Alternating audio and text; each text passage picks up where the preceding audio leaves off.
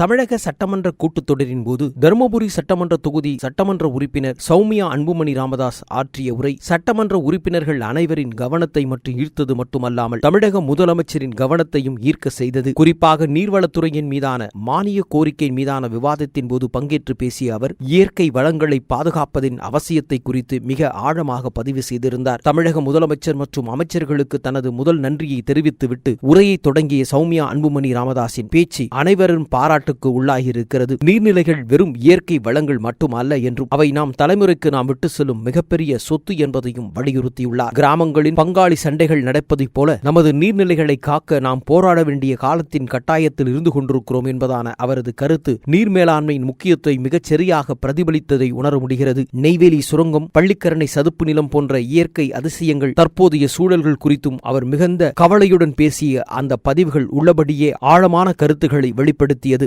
ஆறுகளில் ரசாயன கழிவுகளும் சாக்கடைகளும் கலந்திருப்பதன் விளைவாக குடிநீர் ஆதாரங்கள் மற்றும் நீர்நிலைகள் மாசுபடுவதை அவர் அழகாக சுட்டிக்காட்டிய விதமும், ஆக்கிரமிப்புகளை அகற்றி நீர்நிலைகளை முறையாக GIS மேப்பிங் செய்ய வேண்டும் என்பதன் அவசியத்தை அரசுக்கு நினைவூட்டிய விதமும், தாமிரபரணி, நொய்யல், கூவம் போன்ற ஆறுகளின் தற்போதைய பரிதாப நிலை குறித்து அவர் விளக்கிய விவரங்களும், நடைமேடைகளை உருவாக்குவதை விட கழிவுநீர் கலப்பதை தடுப்பதே முதன்மையான கடமையாக அரசுக்கு இருக்க வேண்டும் என்பதாக விழிப்புணர்வையும் ஏற்படுத்தி வைத்தார். அரசுக்கு ஏற்படுத்தும் விதமாக விளக்கினார். வரலாற்று சிறப்புமிக்க சோழர் காலத்து நீர்ப்பாசன முறைகளையும் நீர்நிலைகளின் பாதுகாப்பையும் தனது உரையின் போது மிக அழகாக குறிப்பிட்ட அவர் நீர்நிலைகள் ஆக்கிரமித்து கட்டப்பட்ட அரசு கட்டிடங்கள் மற்றும் பொது இடங்கள் குறித்தான அவரது விமர்சனங்களும், சுற்றுச்சூழல் பாதுகாப்பில் அரசு மேற்கொள்ள வேண்டிய மாற்றங்கள் குறித்தும் அவர் விளக்கிய தருணங்களை பேரவையில் அனைத்து உறுப்பினர்களின் கவனத்தையும் ஈர்த்தது. ராம்சார் நகரில் மேற்கொள்ளப்பட்ட உலகளாவிய நீர்நிலை பாதுகாப்பு ஒப்பந்தங்களைப் போல தமிழ்நாட்டிலும் நீர்நிலைகளை பாதுகாக்கும் திட்டங்களை செயல்படுத்த வேண்டும் என அரசுக்கு கோரிக்கை வைத்த சௌமியா அன்புமணி